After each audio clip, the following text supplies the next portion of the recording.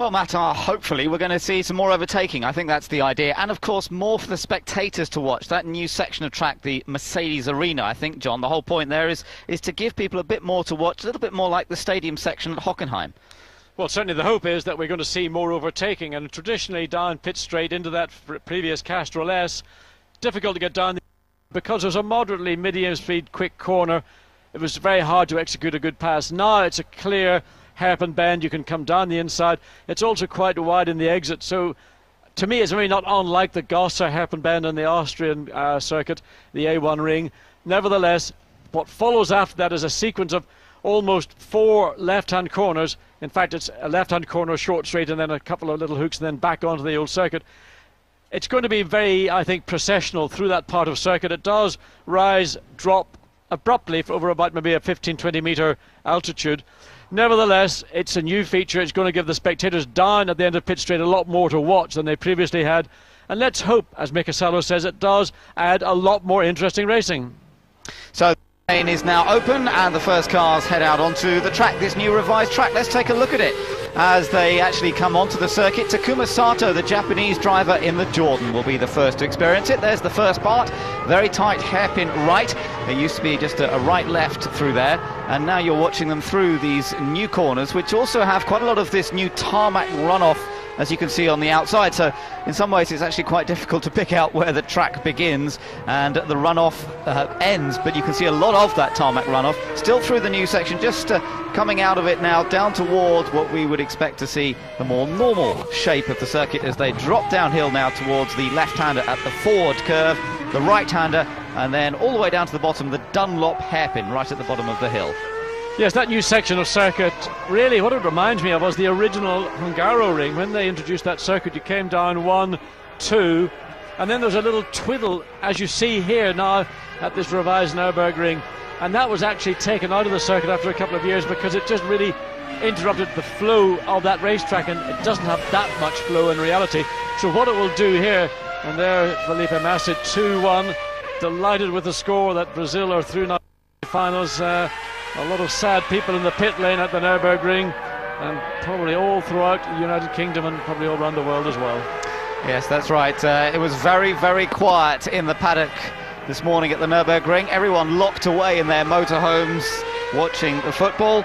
So many British members of the Formula One circus, of course, from many British teams, British personnel throughout the different teams in Formula One, and so a lot of people with gloomy faces, although a lot of support for the Brazilians from a number of drivers and personnel, of course, as well. So that battle's over, the battle for the European Grand Prix only just beginning with this first practice session. Ralf Schumacher on track now as well, so the Williams BMW driver, who's never really had much luck here at the Nürburgring. That 1999 race was his best effort, and it looked as though he had a chance of winning it. That was that weird and wacky race in difficult conditions that Johnny Herbert came through to win in the end. Ralf had an opportunity, but had a problem with the car, picked up a puncture, and that's the closest, really, apart from last year, of course, when he challenged Michael and also made a mistake on that occasion. Well, you've said it all, Ben. I was about to say the very same things, that in fact last year Ralf, in a much more competitive situation in normal circumstances, and on the exit of the pit lane, he just clipped the white line that you must not do. When you come out of the pit lane, we were just watching, here's cars exit and team personnel down at the end of the pit lane just to check on as much as they can see. But down at the exit of the Ralf Schumacher went across the white line. He went across the last 20 metres of it. It doesn't seem an awfully serious offence, but of course it is a major offence. Ferrari saw it. They sent an email to race director, and of course he had broken a rule. He had to be brought in. At that time it was a standstill 10-second stop-go penalty, and obviously ruined Ralf Schumacher's chances of any success.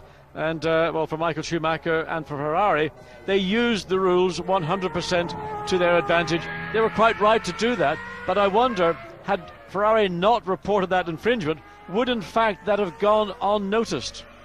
Well, that's a good point, John, yes. But it's up to the teams, isn't it, to make sure these things are pointed out. And I'm sure that, given the same situations, Williams would have made sure that the race control knew that Michael Schumacher or Ferrari had done something wrong. Well, I think that, teams do watch these things clearly, but it just shows you the level at which teams are operating, that they've still got the time to watch the monitor. And if you see a replay, it's so marginal, and you'd have had to have been very, very quick to have seen it. that they were in a position to then email. Other teams may have seen it, maybe they didn't take such issue at it, but because Ferrari were fighting for another world championship for Michael Schumacher, they really used every opportunity to their advantage, which is within the rules, and of course they're fully entitled to do. Right, we're watching Kimi Raikkonen here, the Finn in the McLaren Mercedes, and of course for Mercedes, for BMW, and I would say also for Toyota, this is a very major event. I say Toyota because their base is only about 40 miles away in Cologne. There'll be a lot of Toyota personnel here this weekend. So although Toyota may be a Japanese manufacturer up against the mighty German manufacturers of Mercedes and BMW, there's an awful lot of honour at stake this weekend. And in fact, a lot of sponsorship in Formula One also comes out of Germany, because the German team, or their title sponsor, have taken over 3 grandstands in the hope that they're going to see a continuation of the success Jordan's enjoyed in the last 3 Grand Prix. 3 fifth places, Giancarlo Fisichella on 6 points. Jordan now in clear 6th place in the Manufacturers' Championship. Struggling a little bit, they didn't go and do that Valencia test. They stayed at home. They went to Elvington and did some straight line aerodynamic work. And of course Honda here with an upgraded engine which is available for practice and qualifying, probably not for the race. Honda really pushing very hard to come back on terms, not just in terms of horsepower, but they've got one of the heaviest engines in Formula One, and no team likes a handicap like that. Now, Michael Schumacher on track. Now, for the eagle-eyed amongst you and the people who are into the technicalities of Formula One, Michael just taking the opportunity to have a wave to the crowd. Huge support for him this weekend. There is a new rear engine cover apparently on his Ferrari, not on Barrichello's car. Barrichello will be running with the standard item, but they've come up with some slightly revised rear aerodynamics. Don't know if we'll be able to spot that. Of course, the changes are very small, tiny changes that might work in the wind tunnel, and they are using them today, but they're probably not going to be using them come qualifying and the race, because they feel they haven't done enough mileage with these items to make sure that they're safe over a race distance. But if you get the chance, and while we're looking at the car, try and look around the back section of the Ferrari over that engine cover, see if we can spot the differences to Barrichello's car. And Michael Schumacher was the man who took pole position for last year's Grand Prix. That of course was on the shorter circuit, and 1 minute 14.9.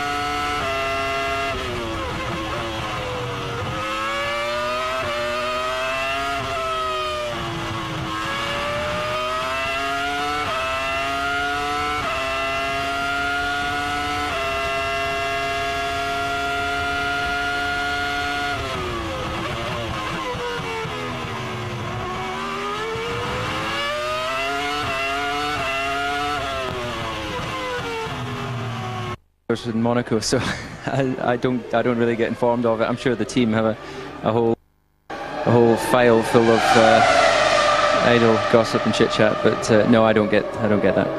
Well, not you, not just you as most improved, but also the team, McLaren. Do you think things have finally turned the corner? No, I don't think so. I think that we're still third team. I think that Ferrari are still dominant, and Williams are obviously still a bit in front of us. So, you know, we obviously working to try and improve. But sorry, I'm hearing John in the background there, so I'm struggling to hear myself now. I think we've got a cross line. I struggle with hearing John in the background all day long, David. It's not pretty, is it? Well, just one final question, if you can hear me, and that's about the revisions to this circuit. What do you make of them? Well, obviously I've only done one lap, but it's very low speed. You know, it's not really what you expect for a Grand Prix car to be comfortable through. Turn 1 has obviously been designed to create some overtaking opportunities, and the way the circuit drops down in the exit may create some problems, but it's the same for everyone, so we're just going to go out there and do the best we can. All right, David, thanks for your time. Good luck this weekend. Thanks. So we are riding on board with Rubens Barrichello now, the other Ferrari out on track. Michael Schumacher has completed one flying lap, a 1 minute 41.624. And we're looking at some of the speed traps. Of course, we'll be keeping up to date on the speed traps. 302 kilometres per hour, the fastest we've seen for Michael Schumacher. I'm so sure we'll see that come up as we go through the course of the weekend. That's about 190 miles per hour, just hitting 190 miles per hour there at 302 kilometres per hour. And that's on the run up towards the Vidal chicane, the highest speed section of the track, into that tight chicane. Well, we do see some overtaking manoeuvres, they certainly have done in previous Grand Prix. It's difficult to pass there in a real racing situation, of course, in a lapping situation, or just simply a car that's not at the pace of the race leader. It is possible, but if you want to defend that, it's relatively easy to do, and you've got to be extremely forceful and prepared to take a big risk, because it's a very, very narrow chicane, and you must get right alongside the car before you get into the braking zones to have any chance. There you see how narrow effectively the track is. It's little more than a car width between the apex and the opposite side of the racetrack. So good top speed is quite important here. Last year we saw top speeds in the 192 miles per hour mark, funny enough, from this man Ralf Schumacher, and I would imagine that the top speeds are going to be rather similar this year. But of course, top speed in itself isn't the factor of this circuit. It's a medium-high downforce circuit. You've got to get grip. It's a fairly low grip surface in itself, so it means that the tyre companies are going to bring fairly soft, competitive tyres, probably not dissimilar to the Hungaroring or, in fact, those at Monaco. Yeah, and I was just looking through some of the notes coming into this Grand Prix, and Willy Ramph, technical director at Sauber, saying they'll almost be running Monaco levels of downforce here now, particularly with the extra slow corners that have been added in. So it really is a lot of downforce, and as you say, a very soft tyre for this place. And interesting to hear David's comments about that new section of track. Of course, it is the same for everybody out there, but he felt maybe it just doesn't allow the circuit to flow. And one of the problems that racing drivers always complain about is they want circuits that have got a rhythm and a flow. And if you've got a circuit with predominantly fairly quick corners, which is what the Nürburgring now has, not the high-speed corners of some of the circuits we've seen, but medium speed, 120, 130 miles an hour corners. And then watch as Alan McNish, now see there's a big dip there as they turn right, fairly wide in the exit, start to climb uphill, and then this long left-hand corner then straightens itself out. All that high grip tarmac on the outside of the racetrack instead of gravel traps. Then you tighten again here, and this is where it reminds me of the original Hungaroring layout. And you know that was changed after a couple of 3 years back to what we now know. And I'm just be curious to see how this practice session goes on and the results after the 2 1-hour sessions this afternoon. What will be the drivers' views, because nobody has had a chance to test a Grand Prix car on this revised circuit. So Alan McNish, as we mentioned, Toyota's based not far away in Cologne. Some 500 staff they have working on their Formula One project. And of course, like Ferrari, they are the only Grand Prix team building everything to do with the Formula One car. That's the chassis, the engine, every part of the car built and put together in Cologne. And so a lot of their people will be here this weekend. It might be the first opportunity for many of their staff to actually get to a Grand Prix this year. Interestingly, this circuit is also one where the use of the curbs on the entry and exit of corners does add up to a faster lap time, a better lap time. Toyota and Mekasalo slightly cagey in saying whether they thought this would be better for Toyota after the test they had last week or not. Canada being another circuit where the use of curbing is so vital to getting fast lap times. McNish certainly using plenty of curb. Now whether it's unsettling the car, whether it's having an effect on the car's performance, we will only know at the end of this 1 hour session. Look at the dust being kicked up behind the rear wing, and bumps as well. Now the bumps there, John, look to be under braking where the new surface begins, perhaps going into the new section. And also the entry to this corner now is going to use different parts of the track than the previous track did, because the previous track had that medium speed S bend. You weren't quite staying out so late to the left of track. And of course, what's going to happen in the race, certainly in practice sessions, we're going to see is people being invited to come down the inside. So interesting entry into turn 1. And right now, in fact, it is a Toyota Mikasalo who has gone fastest in that first sector. And the time for that first sector right now is a 32.408. It had been Bernoldi. Let's look at Mikasalo as he comes down. Again, you can see how low the car is running. Those are those bumps. And that's well before the braking zone. Yeah, the bumps actually before they get onto the brakes, but it is very, very bumpy there indeed. And something to watch as we go through the course of the free practice session right now, but still a very dusty looking track that will take a bit of time for the rubber to go down. As you can see, it's fairly overcast but dry, and that seems to be the weather forecast for the weekend. We're going to see a fair bit of cloud around. We're in the Eiffel Mountains, we're about 500 metres above sea level. There was Salo just kicking up the dirt on the exit of that corner across the line. He goes second fastest. It's actually Enrique Bernoldi who's set the pace in the arrows on a 1:37.626. Now, just talking about temperatures, ambient is 17, track is 19, but really what is of interest to me, second for this run, and then we'll swap later on in the session. as we just catch Jensen and his team on the radio, what is interesting to me is that the humidity is very high at 75%. Now, high humidity also, of course, helps downforce of cars. And one of the problems with this racetrack this weekend is because of the events around the world, football and all that lot, we have an early start on Saturday morning to those 2 practice sessions, and qualifying will run an hour earlier as well. And teams are already anticipating that they may get slightly different results, in other words, performance, due to that hour earlier for qualifying, but principally the much earlier start for those 2 practice sessions, because track conditions will be cooler, ambient temperatures will be cooler, and the humidity, therefore air density, may also be higher. Well, something for the teams to work on and assess as they go through today, particularly today used for gathering the information, all the information that will help them both in qualifying and the race. You're watching Ralf Schumacher up at the top corner. This is the final bend, the Coca-Cola curve, which brings him along the start-finish straight past the pits on the right-hand side. These very modern facilities, although the track was first used, this revised Nürburgring track was first used in 1984. Pits have been rebuilt since then. There was quite a long period where the track wasn't used at all, of course, until they came back here in 1995, and there's been a Grand Prix at this track ever since then, sometimes European, sometimes the Luxembourg Yes, Grand Prix. indeed, Luxembourg, a small neighbour, and it's convenient really just to call it a second German Grand Prix under European or Luxembourg, and now it is back to European. Now we know that Minardi have been in financial troubles over the last few months. Paul Stoddart's been very upfront about that, and he's been waiting to see if he can get some money which he feels is due to him from the FIA. We should find out more today, but just a few moments ago, in fact, Bruce Jones caught up with Paul Stoddart. Paul Stoddart, we see you've got a new name on the car, a new sponsor. Useful for you in these straitened times financially. Quadriga, who are they? Yeah, they're a company that deals primarily with the stock market, and quite a good sponsor to have on board at this moment in time, and really pleased, sort of welcome on board for the rest of the year and hopefully beyond that. Christian, their CEO's here today, and he's thoroughly enjoying himself. So, great. Now, you said not so long ago that you were concerned you wouldn't be able to see out the season. There's been lots of meetings between the teams. Where do we stand at that? Is some money coming your way, the Prost TV money from last year? Well, it's not the Prost TV money, it's the Minardi money. Okay, the 10th team money, but you're right, we've had so many meetings. There's yet another one today. When will it end? I mean, we have won the case. There is no issue. The money legally belongs to us.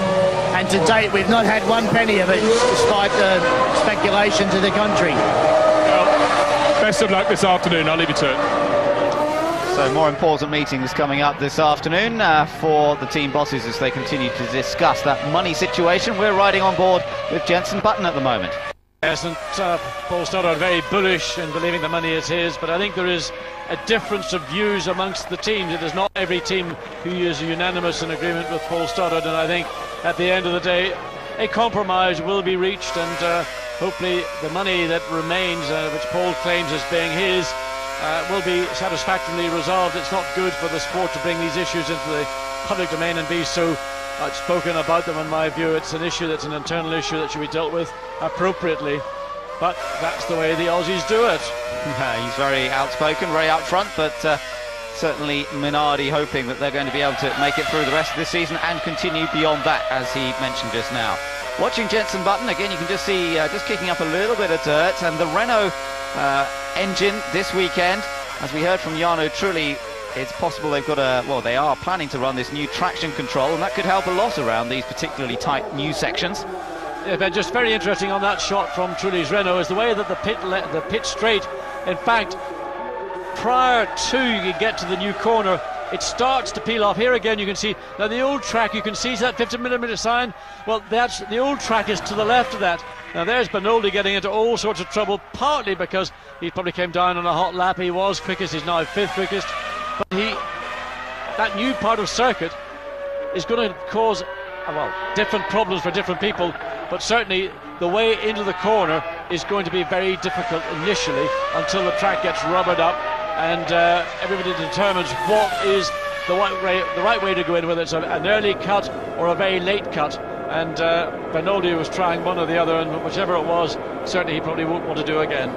There's Montoya just heading up through one of the fastest sections, the RTL curve. That is a fast corner, and in fact over the curb on the exit of the bit curve, the right-hander leading onto the longest straight rather. That's just a flat-out kink that he's gone through. Now up to the Vidal chicane, 299.9 kilometres per hour for him.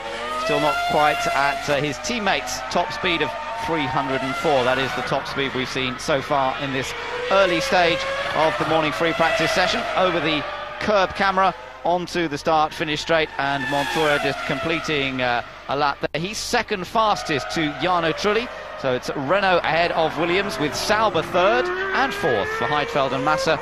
The Williams of Ralf Schumacher fifth, Benoldi sixth, and then the Jordan of Fisichella seventh fastest. And right now there's no real clear benchmark in terms of which tyre company has got the better tyres. First and second, and then Bridgestone third and fourth, then Michelin, Bridgestone, Michelin, Bridgestone, Michelin. It's a fairly even contest between the tyre manufacturers, a contest that we've been watching very closely, of course, all season long, and it could well be the determining factor again here this weekend. Quick reminder, also news from Honda this weekend, running their engines in the back of the BARs and the Jordans. Now they're running their new engine here today on the Friday. They are planning to run it in qualifying. They're not planning to race it, however, this weekend. So it'll be interesting to find out a little bit more about that. And in fact, just a moment ago, Nick Damon was talking to David Richards of BAR. Dave Richards, I see you chatting to your Honda engineers, and a new engine from Honda this weekend. Now, is that completely new or revised new? Yes, it's always a bit of a debate. It's substantially new. How's that for the answer? It's very, very significantly different from previous engine. It's the one they've been working on all year. The first time we've actually used it in anger. We're obviously testing a lot with it recently. We'll use it today, we'll use it tomorrow. We won't actually be using it in the race. With this significantly different engine, I assume means it has different weight distribution, possibly even different angles. Surely all the work you do the first 2 days will be lost for race day because the setup will be different.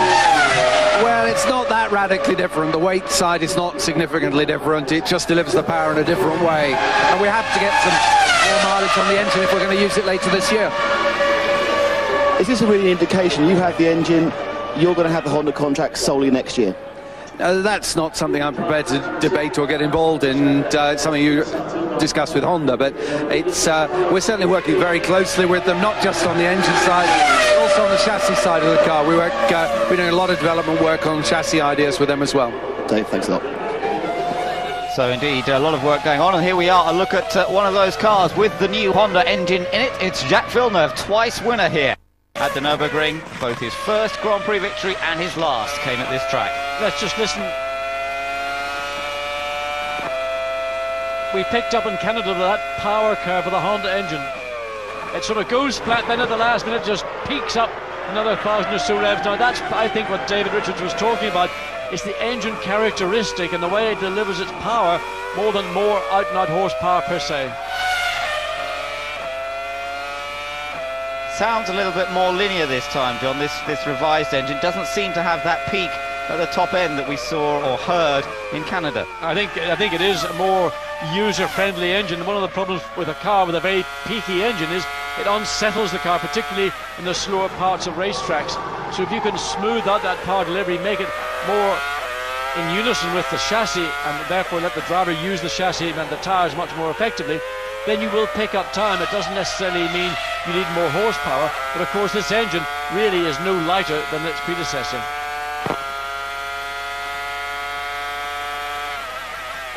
Let's just watch Fisichella into the new section.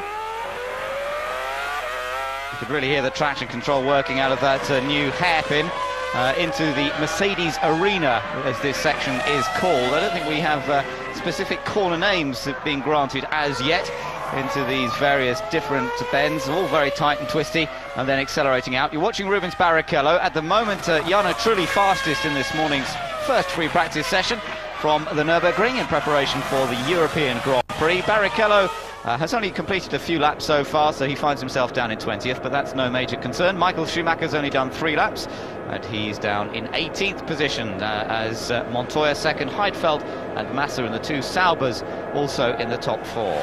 But Rubens Barrichello is currently fastest through that first sector, shortly coming up to the second sector he's going to go through. The RTL curve, then the bit curve being the more critical of the two. It leads on to the fastest part of the racetrack. Good exit required, not very much curve on the exit. Barrichello not needing to do so. Now 1.1 seconds faster than Jarno Trulli's previous fastest lap. And we're just almost halfway through this 1 hour session, just 34 minutes remaining. And we're beginning to feel that the track is getting some rubber down, drivers are getting some feel for that new section of circuit and picking up the rhythm of the old part. So this is fastest lap for Rubens Barrichello. He's seen Brazil go through to the semi-finals of the World Cup, and he's now determined to show what he can do. Of course, he certainly challenged this man, Michael Schumacher, on a number of occasions this year, particularly in qualifying. And the last 2 Grand Prix haven't gone quite so well for him, but look, Michael Schumacher immediately upping the stakes a little more on his first intermediate, faster by just over 1/10 of a second. And really this is the first flying lap we've seen from Michael Schumacher so far on this session. He did a lap previously at 1:41, which is little more than just getting a feel for the new part of the racetrack, plus whatever installation laps Ferrari required him to do. And well, Michael committed as ever. I mean, just so impressive, flat out up through that S's, and believe me, that is mighty quick. Yes, indeed, a lot of G, in fact, highest G's there, putting about 4.4 G through that corner. Massive sideways forces acting on the Ferrari. Now heading up towards one of the slower corners, the Vidal chicane, going down to second gear, about 55 to 60 miles an hour through here. This is where they use the curbs. That's where good stability over the curbs is important. And now into this last corner, faster perhaps than it looks. They can still carry a fair bit of speed through there, about 70, 75 miles an hour in second gear. He goes fastest overall. So we now have a Ferrari 1-2 in these early stages. He comes down now into this new section. Let's watch him. A little bit of correction there, but the car not straying offline. Interestingly, Ben, at this part of the session, Michael Schumacher, his fastest lap is about 19 seconds slower than pole from last year. Now, I don't think there's 19 seconds in that section of circuit that has changed. That's into turn 1 and the new turn 2. Nonetheless, it's a bunch of time, and we've seen through most of the Grand Prix this year, it doesn't take that long for teams to get within, let's say, 4 or 5 seconds of what would have been a time for a pole position in a Grand Prix. Now here's the view on board Heinz-Harald Frenzen's Arrows, looking at the front suspension, and you can see that push rod again, the diagonal arm as it were, going from bottom left to top right, activating the spring inside the chassis. And that's what's working the suspension, the wishbones, the steering. You can see the steering rack just moving as he turns into the last corner. And that is Formula One technology doing its best to produce the high cornering speeds, the massive cornering speeds that a Formula One car exhibits. So there, over the bumps into that first corner. As you say, just before really he gets onto the brakes is where they hit the bumps, and then he's through. Frentzen currently down the order just a little bit. He's 16th at the moment, with his teammate Bernoldi 12th fastest. Well, Rubens Barrichello half a second up, and again now fairly large chunks of time are going to get shaved off as everybody gets back into the rhythm. Of course, a tough Grand Prix in Canada, then back to Europe and straight into doing either a major test in Spain, or in the case of Ferrari, they were at Mugello. And in fact, Michael Schumacher once again set a brand new lap record at that Ferrari/Fiat owned circuit. And Michael, not really surprised, but one thing's for sure, that Ferrari have not stopped development. And that must be very worrying, that there's still plenty of time to come from this F2002 car, where really very much the rest of the field have struggled just to catch up with it in its existing form. Now, this was a moment ago, Schumacher going past Villeneuve. I don't know whether Villeneuve was just moving out of... There's a plume of, I don't know, there was just dirt off the line. There was a plume of something coming from the back of Villeneuve's car. So Jacques Villeneuve still out on track. It may have just been that the very dirty part of the track was the vortex behind the car was causing that to look like it may have been something more serious. So half an hour to go, just over, in this first session of free practice. We've got two Ferraris and then the McLaren Mercedes of Coulthard next up. So David's just put in a couple of quickish laps. His teammate Kimi Raikkonen we're looking at now, as he just looks for a bit of space on track, I think, slowed it down and now begins to pick up the pace once again as he accelerates onto the start-finish straight. Raced here last year, of course, at the wheel of the Sauber. Qualified ninth, finished in 10th position after a hectic battle with Jean Alesi in the closing stages of the race. So he got a race finish under his belt. Now, like everyone else, having to learn this new section of track. Past the grandstands, you can see there's a lot of new grandstands, and there's around about 150,000 seats available here at the Nürburgring now with extra grandstands. So a massive crowd is catered for with extra grandstands having been built this year. And just again looking around the circuit from these various camera shots, we're seeing a lot of the gravel that was around the circuit has now disappeared, and in particular up at the RTL curve, that's where we've seen people go off from time to time. And all around that new section of circuit, this very high modular, high grip tarmac. And again for the British Grand Prix, which will follow here, the European Grand Prix, major changes to that circuit on cops and on club corners. As Raikkonen gets out of the throttle, something you don't want to do particularly is get out of the throttle in the middle of that very quick uphill S-bend. But Raikkonen clearly not entirely comfortable with the feel, the balance of the car, just checks it on the throttle, gets the car back to a stable condition, and then continues his way all around this, the quickest part of the track. He's behind De La Rosa at the moment, and Michael Schumacher is behind him. There's De La Rosa, Raikkonen, there comes Michael. And you have a little look on board with Raikkonen as he clatters it over the curbs up at the Vidal, now up at the last corner, and still the muck being thrown around. A number of cars out on track at the same time and running in close company, which is not that commonly seen on the Friday, but certainly on this occasion, that's what they seem to be doing. And Raikkonen taking a little dive down the inside and showing that, a little bit like at Manicourt and the Adelaide hairpin, you can do it, but you tend to run wide on the exit. Yeah, but he didn't let De La Rosa go through, he fought back. He made an error under braking. He's just finding out most drivers will do similar things throughout this session and probably through the next. But again, you can see at that low speed how much struggling for grip. And these are soft tires. And watch again, Pedro De La Rosa ahead. Raikkonen dives down the inside. He's finding out, he locks up that right front, drags it into the corner, can't slow the car down enough. Pedro comes back, tries to make the cut up the inside, but Raikkonen just says, sorry sunshine, I've got my car on the inside for this next corner. And that's a fairly substantial lockup. He just cannot get the car slowed down.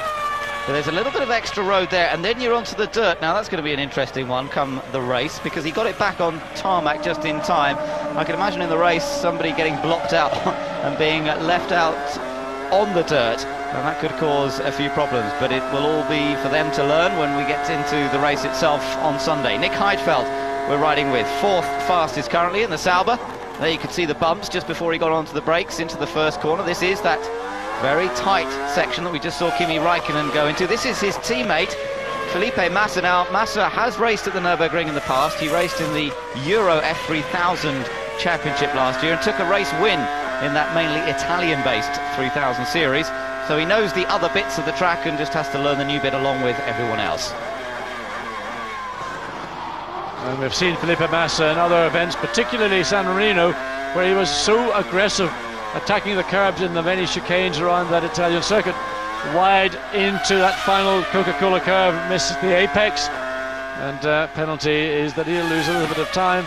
But nonetheless, the young Brazilian, currently 8th quickest, on a 1:36.421. Big lock up there from him as well, John, a little bit like Raikkonen, except there was no one else with him. He's obviously exploring the limits of adhesion coming into that first corner. And I think he's done that pretty much all through the season. One thing that Felipe Massa is not short of is going out, having a go.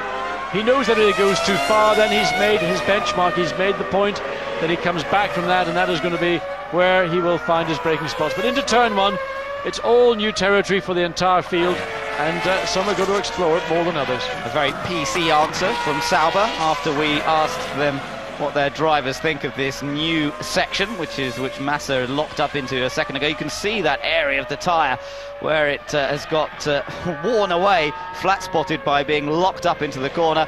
And well, the email response before this was both drivers liked it very much, but I wonder if Felipe's still feeling the same way. Now don't forget, if you want to watch the onboard pictures, if you go to channel 6 on the interactive, you can ride with Felipe Massa around the rest of the track as well. So the Sauber team seeing their man just running wide, I don't think any damage was done, and they can concentrate on setup over the rest of this session. Enrique Bernoldi here in the Arrows. He's been running quite well, but he's dropped down to 13th position now after being sitting in the pits for a little while. The Arrows has certainly shone on some occasions this year, dependent of course on how Bridgestone, or what Bridgestone have produced in the way of a race tyre this weekend. And I think this is a pretty quick little car, given the right circumstances and the right tyre for the circuit. Quite capable of getting at least one of the cars into the top 10. Just again, Ben, watching the cars coming into turn one, where the pit lane, the line that divides the exit of the pit lane and the racetrack, at that point it's not that particularly wide, and I can foresee a problem during the race. At the moment, that feels like we have to take just like 2 degrees off from wing. But on the harder part of the circuit, the understeering level is good, it's not so bad. But there, particularly there, I'm losing a lot of time. Maybe the rocker. Oh, we've got Bernoldi off. Enrique Bernoldi becomes our first accident of the day, and that's not the new section of track, that's the Ford curve. That's the left-right they go on to. Turn the car off, please. As you can see from the track map, the yellow area showing that zone of track where he's gone off after the new section, and down the hill, and Bernoldi clatters it into the barrier there. Yeah, it's not a part of a racetrack you would expect to see a driver make an error. That first part of the Ford curve is a left-hander, and you drop down, you can see it from the reverse view looking up to it, and then into the slower second part of it. So he just gets too much throttle and the car gets a bite. Once it's gone, then there's not really that much room between the edge of the track and getting into the barrier. Just too eager, but well, even with traction control sometimes he can get away. Of course, he's trying to pull it back a little bit to the other side of the road as he comes through the first corner. Let's take another look. Here's the view from Bernoldi's cockpit. He turns in, he picks up the throttle, the back end starts to go away, puts the lock on, but of course he can do nothing, and he just puts the foot in the brakes, lifts the manual clutch in the steering wheel, sits there waiting for the mild impact, but it's a loss of a session, and you can see the look, the reaction from the Arrows team. Well, they know what they've got to do. Right side of the car, they've got to check for rear suspension, get all that stuff prepared. The car will not be brought back until this session ends, and that's just over 22 minutes. But well, yes, it's starting to drizzle around the circuit. But Ben, just to go back to the issue I mentioned about that pit lane exit, there you can see clearly the rain is falling, and it's beginning to fall quite heavily. I'm slightly concerned that because the revision of the pit straight, it cuts across from the old pit straight, where cars are coming back into the circuit, it is not particularly wide, the bit of track that is racetrack as opposed to pit lane exit. And if you get 2 cars racing and a car coming out of the pit lane, it might be very tight. Yeah.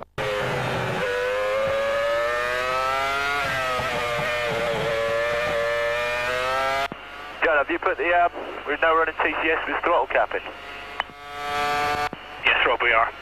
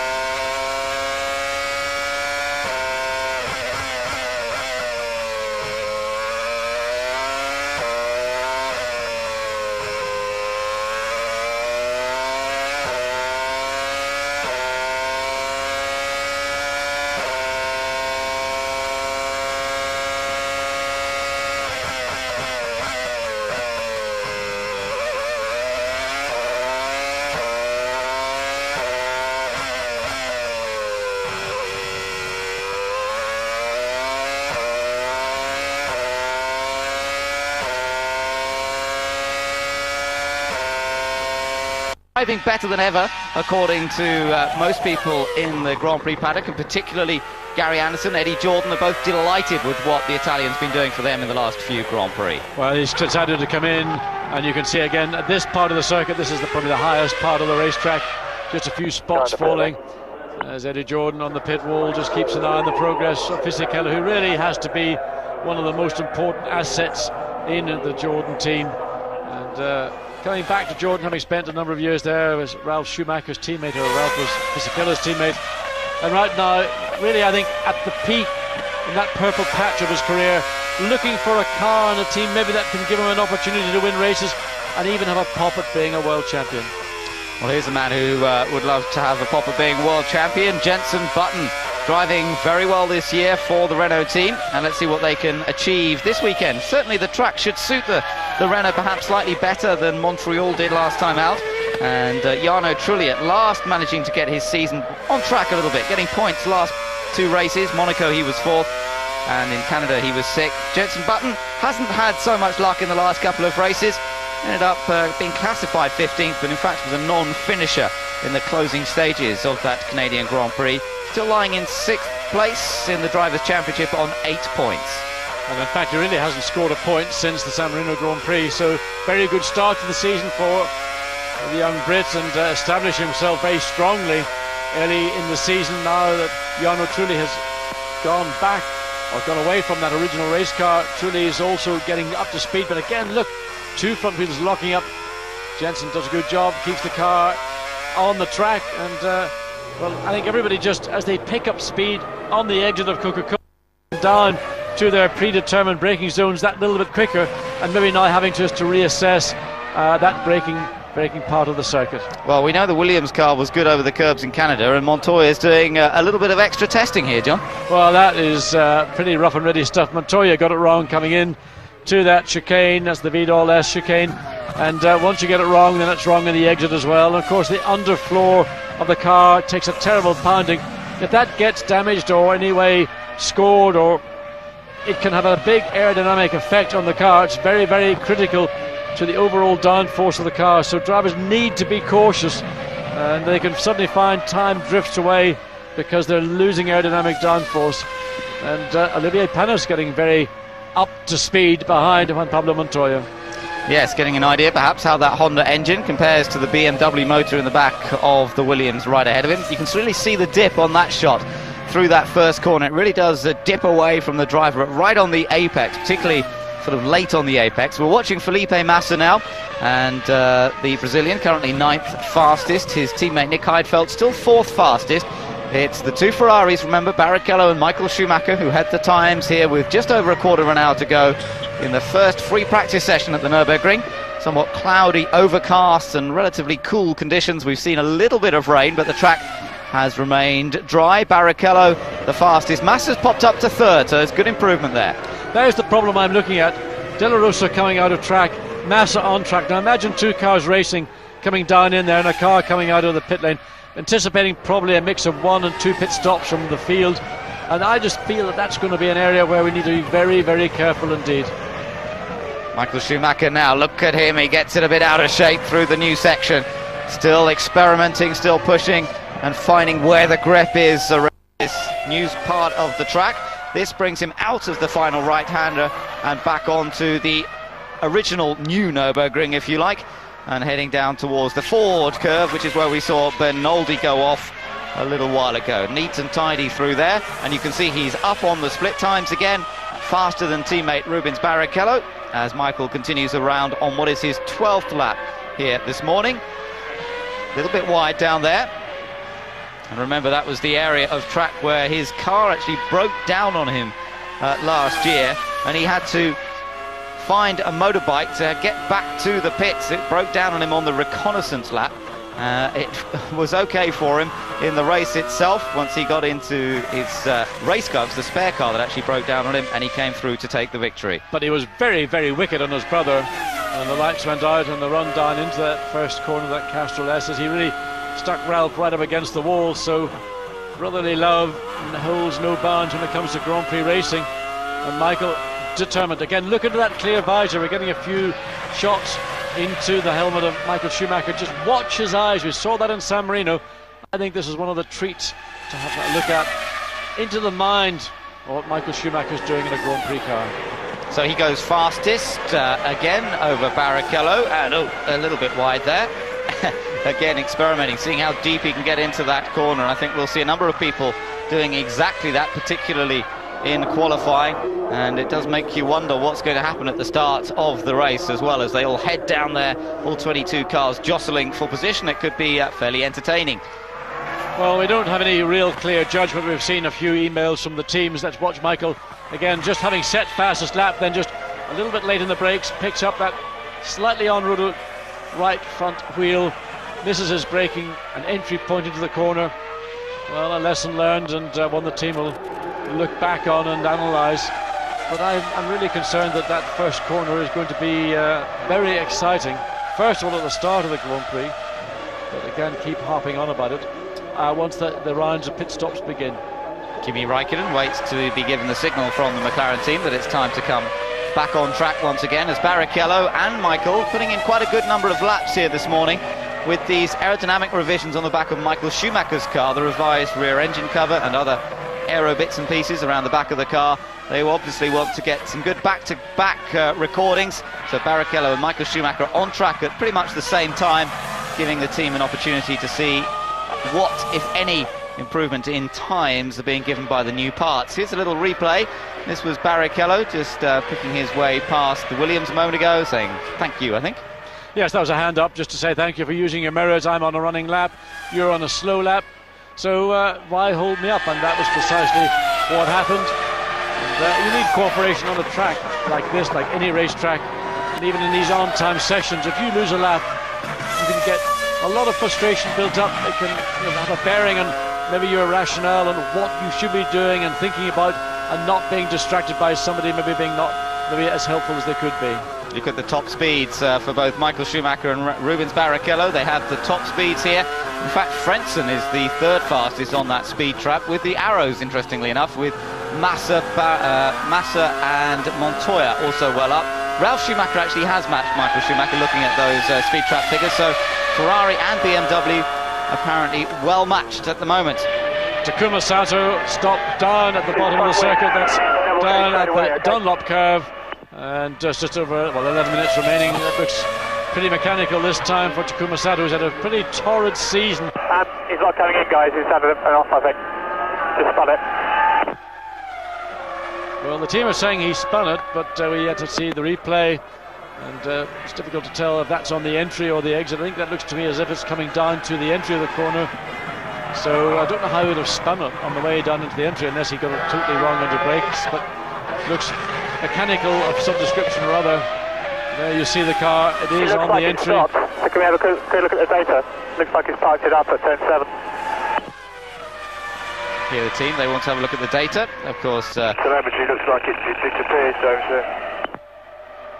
telemetry not showing them anything as yet. They're going to have to look through a little bit more detail and perhaps wait until the car comes back to find out exactly what's gone wrong. I think they're sort of implying that the fire went out, as it were, literally, that suddenly it lost all power, which could be probably an electrical problem, but we're only second guessing, and Jordan will get this car back fairly shortly. It just needs to be craned to safety, then a flatbed truck will come along, pluck it up from behind. Of course, then they'll be short on time trying to diagnose it. No spare available to any team. This is Sato coming down, and his head was looking down in the cockpit. As you can see him slowing down, he's looking where to pull the car off, and he decides to stop on the racetrack, and that's to avoid getting the tyres choked up with any of the gravel that was off track. Kimi Raikkonen, this was just locking up again into that first hairpin, but making it through safely.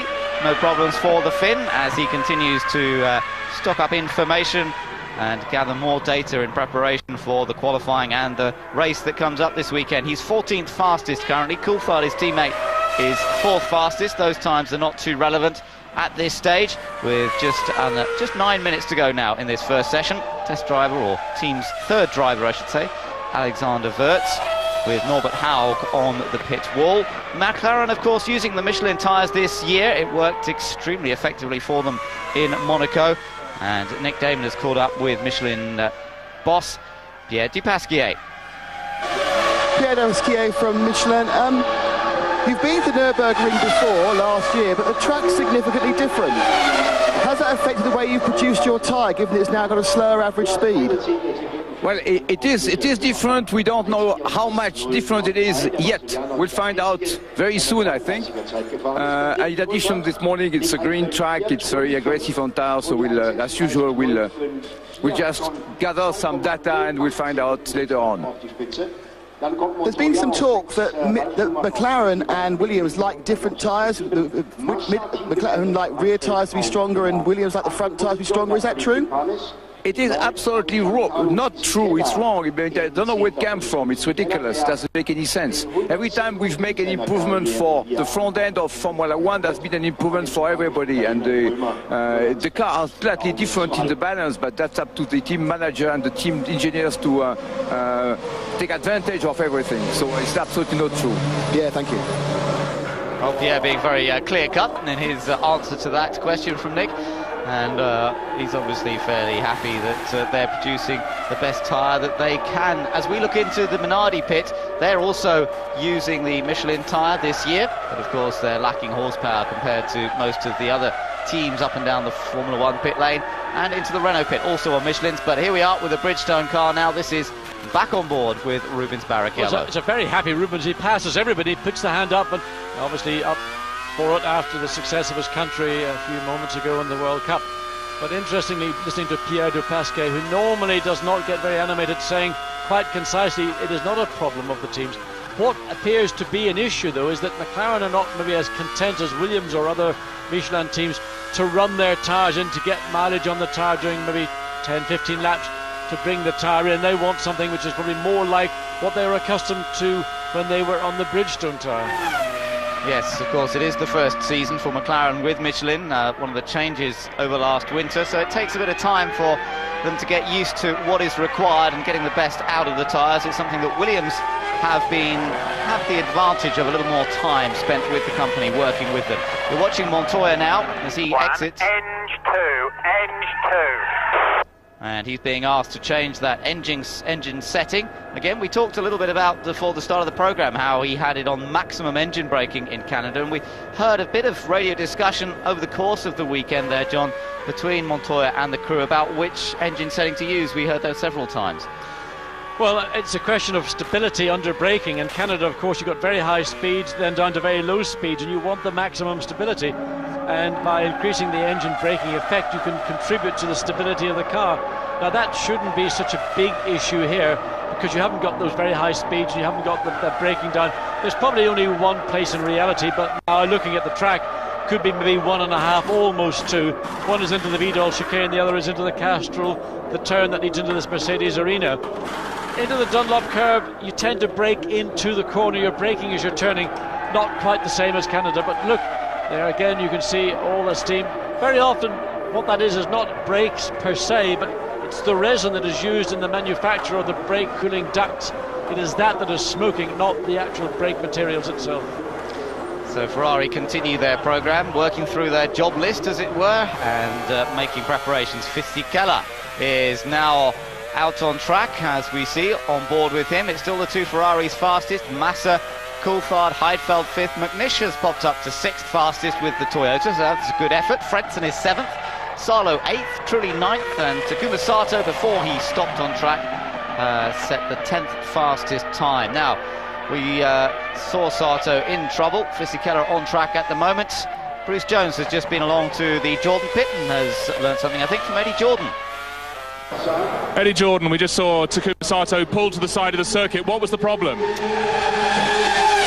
it's a little bit difficult to know exactly at this early stage, but it would appear that the two systems of electronic controls weren't exactly speaking to each other as well as they should be, and the wrong message went at the wrong time. And these days drivers just can't get out of the car, bang it with a hammer.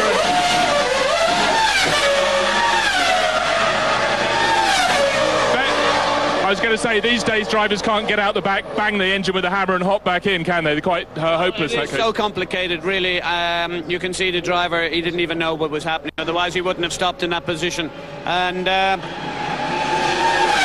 what happens in a situation is that corner is now first gear, and I think the electronics had mixed up the corners and didn't exactly do what it needed to do and caught the driver by unawares, and that's what happens. But we will sort it out, of course, but it's a bit disappointing because he was going so well. It was indeed. Thanks, Eddie. Sorry to deafen you. Yes, indeed, he's put in a reasonably quick time before the car stopped, but that time now, of course, slipping down the timesheets. He raced here in the Formula Opel Euro Series in the past, so at least he's got some idea where the track goes this time, Takuma Sato, and that gives him a little bit of an advantage over some of the other tracks he's been to this year. Well, some confusion down on the pit lane exit, and you see Michael Schumacher sitting there, and Mika Salo lines up in front of him. Now, Fisichella, this is the second lap we've seen. He almost dirt tracks the Jordan, coming into the corner at the back end, drifts away. This lap not quite as bad as it was in the previous lap. Fisichella very comfortable with the car in that condition. Nonetheless, 8th quickest, and slightly slower than his previous best. Michael's still sitting down at the exit of the pits, and I'm surprised that he hasn't done his launch control practice start yet. Looks like he might actually have a problem either with resetting it or perhaps, let's see.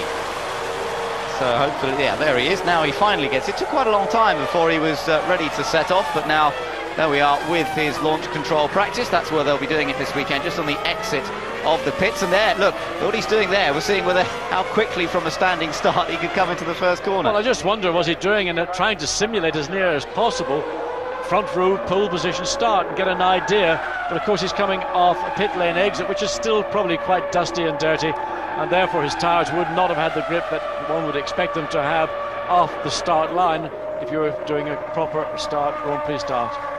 Well, already working on plans and strategies for the start of the Grand Prix on Sunday. Rubens Barrichello, I wonder if he's going to do a launch control start. No, he's heading straight out onto the track, so no practice starts for him required. He heads down into that first corner, keeping an eye on his mirrors as he does so, as that rather funneling approach to the new first corner here definitely will be cause for concern. Inside the Toyota pit, McNish currently 6th fastest and setting some more good sector times. We're seeing greens come up on the data channel. That's Sky Button 5. Remember, if you want to look at the data channel, and when you see the green numbers come up alongside a driver's name, it means he's on a personal best. He's actually decided to head back in.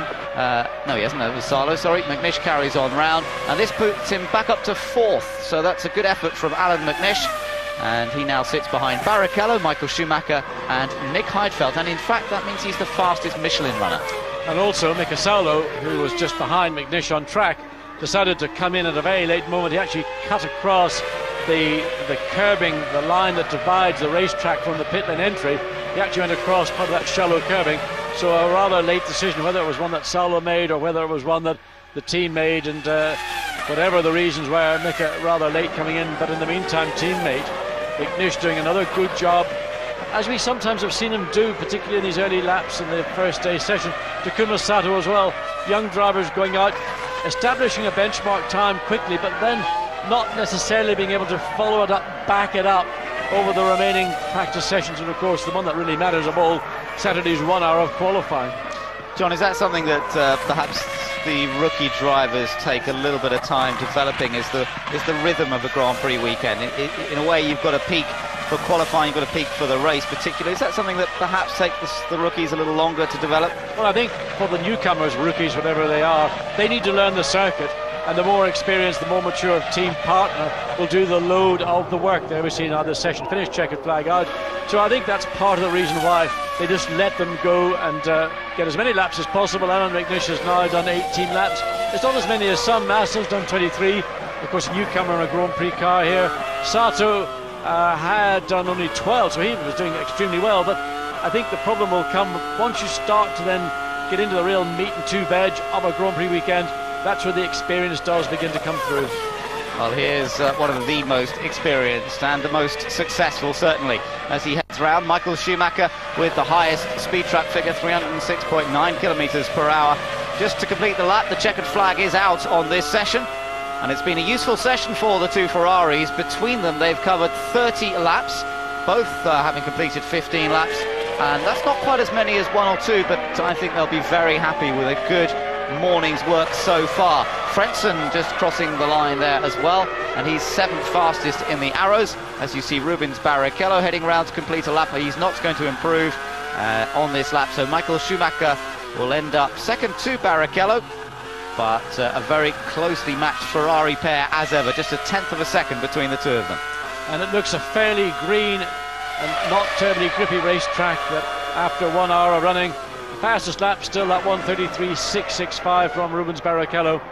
And bear in mind that on the previous track, the pole position by Michael Schumacher, 1 minute 14.9.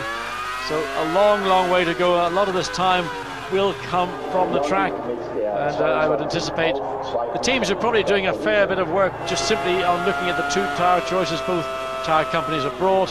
One would imagine that they will opt for the softer of the two tyres, but as Pierre Dupasquier did say, when the track is green, it is very aggressive, but those tyres, as the track gains rubber, gains grip, will start to clean up, and I would imagine that the softer of the two tyre choices is what the majority of teams will look at.